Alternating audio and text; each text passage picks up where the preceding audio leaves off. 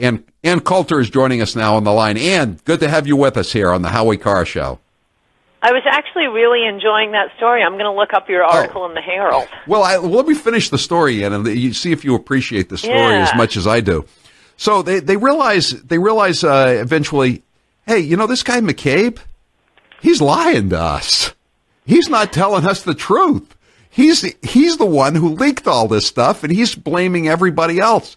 So on the morning of May 9th, 2017, the people from the IG's office come back to his office, and do you know what they do this time, Ann? What? They put him under oath. They put him under oath, and he keeps... At least they had a reason to do it, unlike with Michael Flynn. And they keep lying. He keeps lying. And he keeps lying and lying. And so what do you call that when you lie under oath, Ann? You're a lawyer. Well, what's interesting about this is, I mean, I wasn't just being flip saying, and they had a reason to ask him.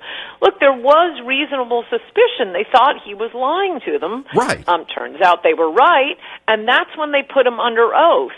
Whereas, I mean, you actually have something you don't see very much in the law because prosecutors aren't usually like this.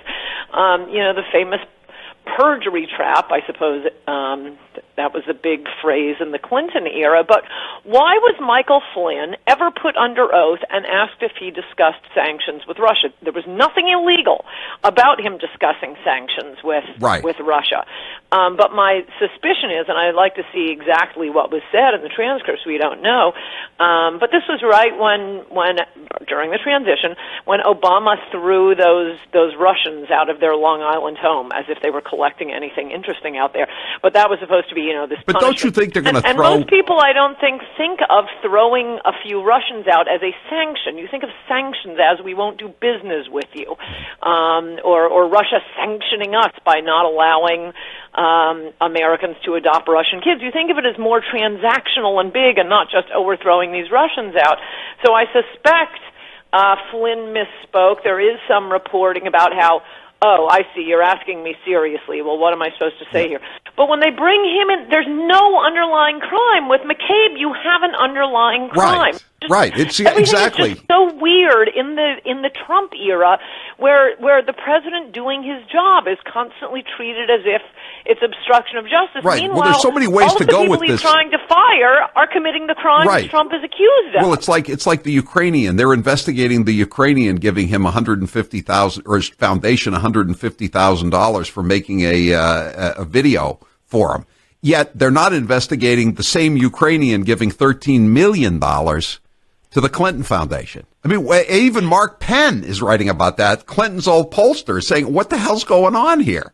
You know, yes. But let me finish the story, Ann, so I can tell you the story. Go ahead. We're back to May 9th, right? So they bring him in, they put him under oath, and he commits multiple counts of perjury, right? On the afternoon of May 9th, what happens, Ann? Does that date ring a bell? Comey is fired. So Andrew McCabe, after committing multiple felonies on the morning of May 9th, then becomes acting director of the FBI on the afternoon of May 9th. Not even J. Edgar Hoover ever did that. And they buried it in a footnote. I guess they just figured, we can't make a big deal of this. We're supposed to be on the straight and narrow. But if you're reading carefully, Ann, you it leaps out at you. Isn't that amazing? Yes, I mean, I've said it before. My father, as soon as he got out of law school, was an FBI agent, a red hunter, and he is rolling in his grave. The FBI used to be so honorable, which is why it was under attack constantly by communists. Yeah, but isn't it amazing though? I mean, that whole report. I mean, all McCabe does is lie and lie and lie.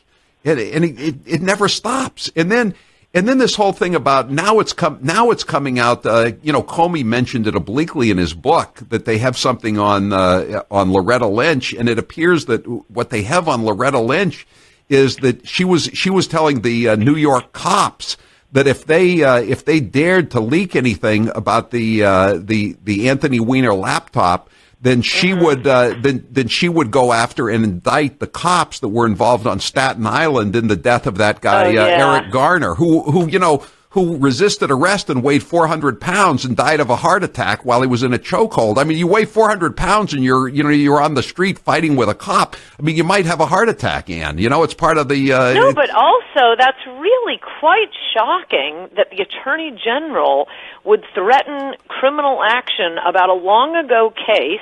I mean, what year did that happen? That's at least 2 years ago. It was maybe it was 2. I think it was 2 years old, and it was at least a year old in 2016.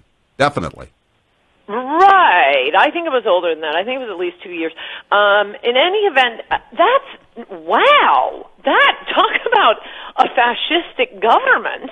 They won't even let, Attorney General Sessions withhold federal Department of Justice funds from states that are openly defying federal law.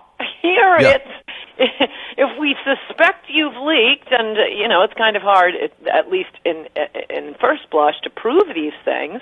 If we see a leak, we're suspecting it's you, and we're going to criminally prosecute you for something that happened 2 years ago. Wow! I mean, apparently they didn't think it was criminally prosecutable at the time, or they would have done something already. Right? It was like Ferguson. Threatening to take criminal action for something that she does not believe is criminal or certainly worth wasting. What she had also done, and it gets dirtier and dirtier if you look at it. Before she made the threatening call to New York, apparently Loretta Lynch, the AG, she had replaced the team of investigators, the FBI team that had decided that there wasn't a federal crime or a state crime involved in the death of this guy on Staten Island who was selling the loose cigarettes. So she put in people who were going to indict these who were prepared to indict these innocent cops. If the real cops in New York City leaked out the fact that this pedophile had classified government information on his website, it really no, but even if they were doing something wrong and deserved to be punished, to be threatening a criminal prosecution. And by extension, or what if she did think it was criminal, threatening or offering to not criminally prosecute someone, let's say she thought deserved to be criminally prosecuted, to be using the force of the government that way, threatening to prosecute or not prosecute for a crime based on something having nothing to do with that crime.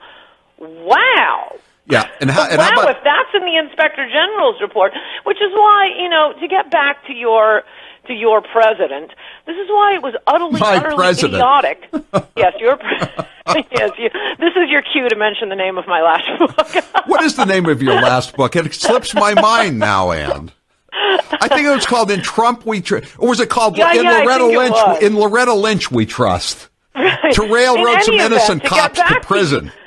To get back to your president, remember a few weeks ago he's denouncing Sessions for not firing this Inspector General and just doing the investigation himself?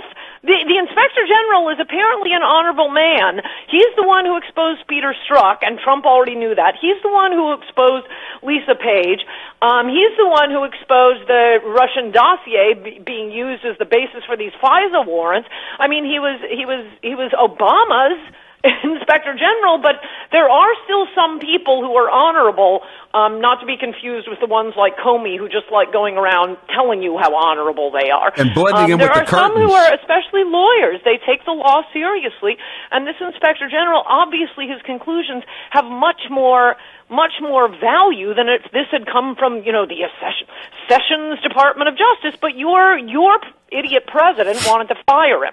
My idiot president. In Trump We Trust, the title of your last book, Ann.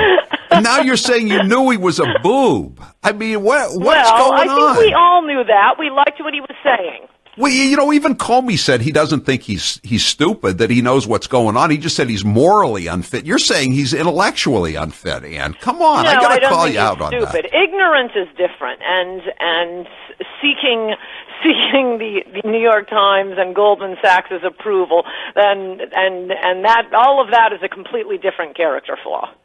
Someone wants to know, Ann, since your father was in the FBI, did he ever try to blend in with the curtains anywhere?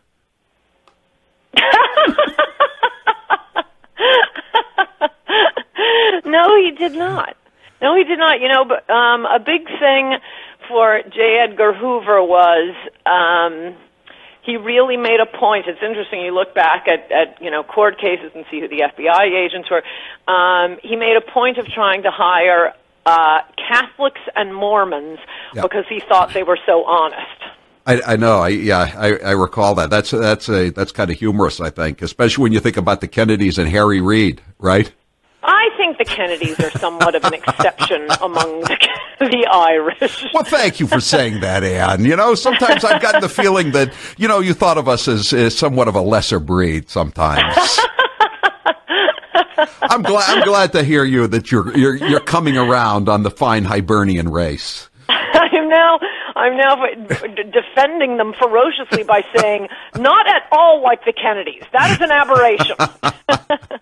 Ann, thank you. Thanks for being with us. And what you want to plug your book? What's your latest book? Well, I think it's a great book, and in addition to Trump reading it, any politician could read it. I mean, we may have tryouts for the guy who's going to primary Trump in 2020. It's going to be Kasich. What Trump was saying, it is all in that book. I mean, it is all the virtues of Trump, and what was virtuous about him, what was stunning about him, what was unprecedented was his issues. He was finally saying the things Americans wanted to hear. Any politician could do it. Someone says you should change the title to E Pluribus Awful the way you feel now. And then someone else says, Ann is a bigger Fairweather fan than sports fans from Connecticut, meaning they switch back and forth. I think it's a Fairweather president who no longer supports his own positions. All right. I am the true Trumpster because I support the one who ran and won the election. And you got a big write-up at this week in Bill Kristol's magazine. I did not. Weekly Standard. They're probably not very happy that I don't want constant war, which is one of the reasons I voted for Trump. You gotta start reading these magazines and these reports by the Inspector General. You got a nice write up in the Weekly Standard. Check it out, Ann Coulter. We got to take a break. Thanks for being with us. Talk to you next week.